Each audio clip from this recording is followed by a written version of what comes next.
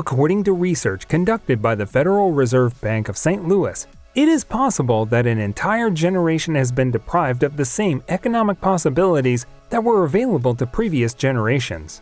According to the findings of the survey, millennials, which are defined as individuals between the ages of 26 and 40, are likely to have less wealth than their parents did at the same age.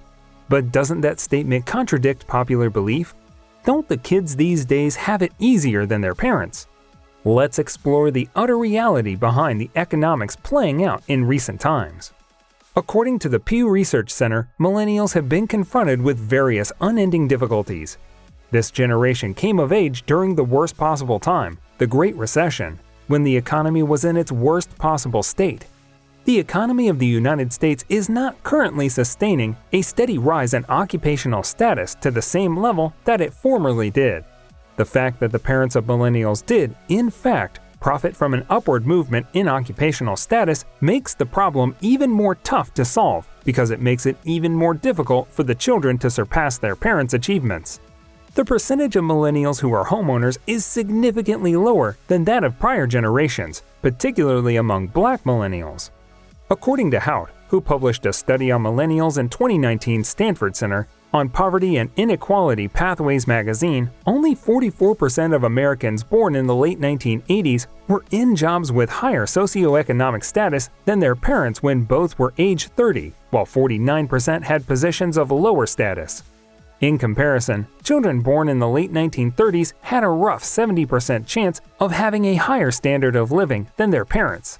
Since then, the rate has been falling, but the millennial generation is the first to drop below the 50% mark.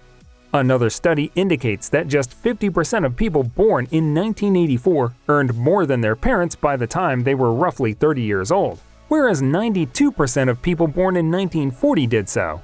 A large element of the American dream is that each generation will do better than the one that preceded it.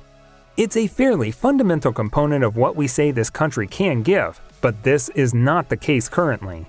The rising expense of housing and higher education is acting as a blockade in fulfilling the great dream.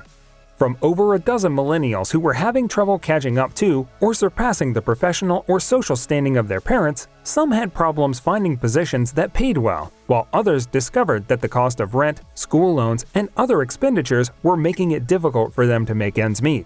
But this is not all there is to it.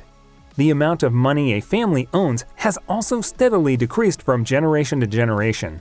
Families with children in Gen X age range of 25 to 36 years old had a median net worth greater than that held by millennial households in the same age bracket. So, where exactly did we go wrong here? The problem is debt, and more especially student debt. Since 1985, there has been a 500% increase in the price of college education. And by the year 2010, the typical graduate had accumulated $27,000 in student debt. On the other hand, baby boomers had the opportunity to attend college either for free or at a significantly reduced cost due to the fact that their parents paid for it, or they were able to work through it. In the 1970s, it was possible to pay for your education by doing part-time jobs alongside your studies. In today's world, the cost of living has skyrocketed while incomes have failed to keep pace.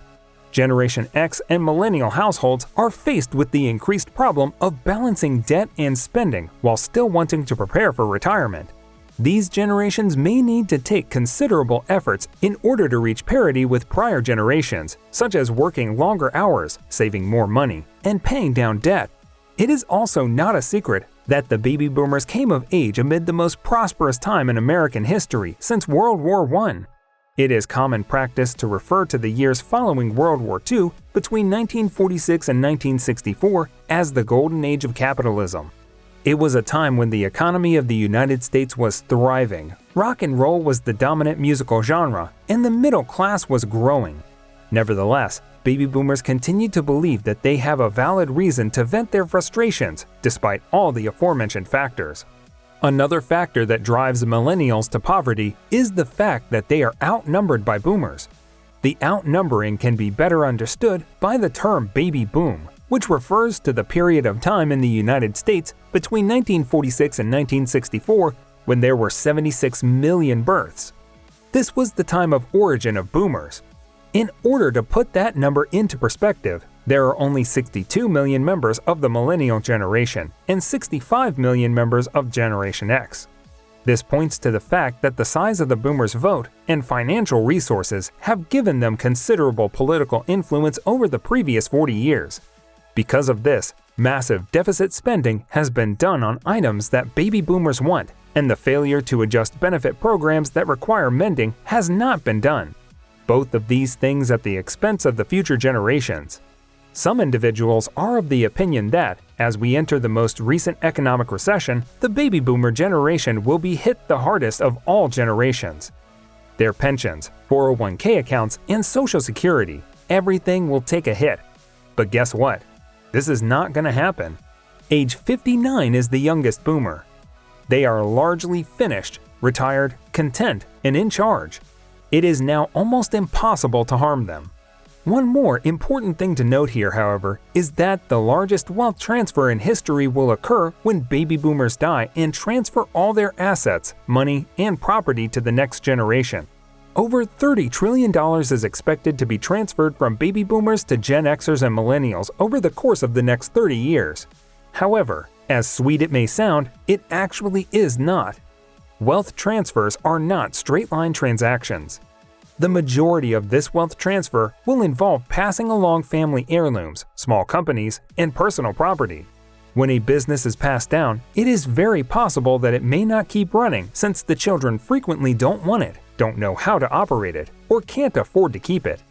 This can lead to the complete end to a business, harming the economy significantly. Thus, the entire wealth transfer process will be like witnessing a car crash in slow motion, only instead of a car, it will be the economy, and instead of people dying, it will be our aspirations and dreams being destroyed. But amidst the chaos, look on the bright side. Hard times create strong men, whereas good times create weak men. The excellent times that the baby boomers had were made possible by their fathers and grandfathers. They were spared from the Great Depression and World War II. They were the most educated generation up until that moment, and they grew up while America was the dominant superpower in the globe. While we may have missed all that, it's at least now our responsibility to endure the hardships and make up for their errors. In many aspects, it resembles the natural selection that nature has always favored. This brings us to the end of this video. If you liked this video, please consider subscribing and sharing so we can keep bringing more content like this.